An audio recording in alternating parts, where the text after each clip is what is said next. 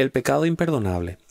Que la Biblia describa un pecado como imperdonable desencadena el temor en los corazones de aquellos que piensan que quizás lo han cometido. Aunque el Evangelio ofrece gratuitamente el perdón a aquellos que se arrepienten de sus pecados, hay un límite al que se llega cuando se comete este pecado. El pecado imperdonable del que advierte Jesús se identifica como la blasfemia contra el Espíritu Santo.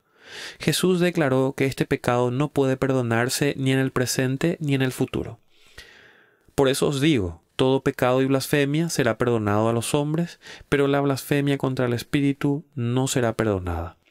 Y a cualquiera que diga una palabra contra el Hijo del Hombre, se le perdonará. Pero al que hable contra el Espíritu Santo, no se le perdonará ni en este siglo ni en el venidero. Mateo capítulo 12, versículos 31 y 32. Se han hecho varios intentos para identificar este crimen específico que es imperdonable. Se han nombrado crímenes tan graves como el asesinato o el adulterio. Sin embargo, aunque ambos pecados son claramente pecados abominables contra Dios, la Escritura pone de manifiesto que estos pueden perdonarse si hay un arrepentimiento genuino. Por ejemplo, David cometió ambos pecados, con todo fue restaurado a la gracia. Muchas veces el pecado imperdonable se ha identificado con la persistente y tajante falta de fe en Cristo, ya que la muerte pone fin a la oportunidad que tiene una persona de arrepentirse de su pecado y aceptar a Cristo. La consecuencia irreversible a esa falta de fe es el cese a toda esperanza de perdón.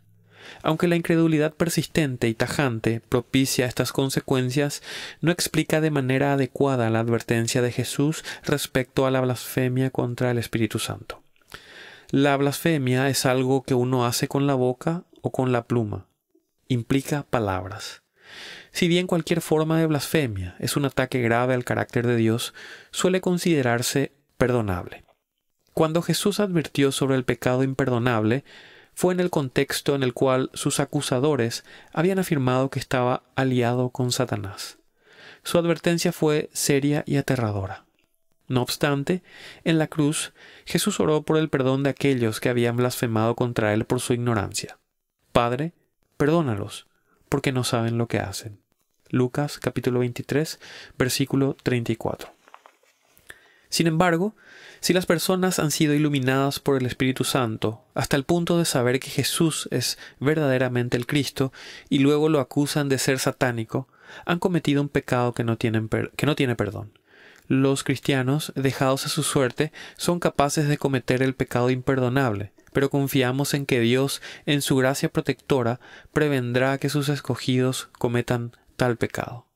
Cuando los cristianos sinceros temen haber cometido este pecado, es probable que esto sea una indicación de que no ha sido así. Aquellos que cometen tal pecado tendrían tan endurecidos sus corazones y estarían tan abandonados en su pecado que no sentirían ningún remordimiento por ello.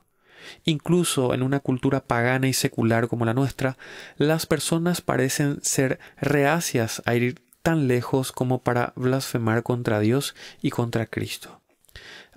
Aunque el nombre de Cristo sea ensuciado al usarse en una maldición y el Evangelio sea ridiculizado por bromas y comentarios irreverentes, las personas todavía parecen sentirse obligadas a evitar vincular a Cristo con Satanás. Aunque el ocultismo y el satanismo proveen un contexto de peligro riesgoso para cometer el pecado imperdonable, si aquí ocurre una blasfemia radical, todavía puede ser perdonada porque se cometió en ignorancia por aquellos que no eran iluminados por el Espíritu Santo.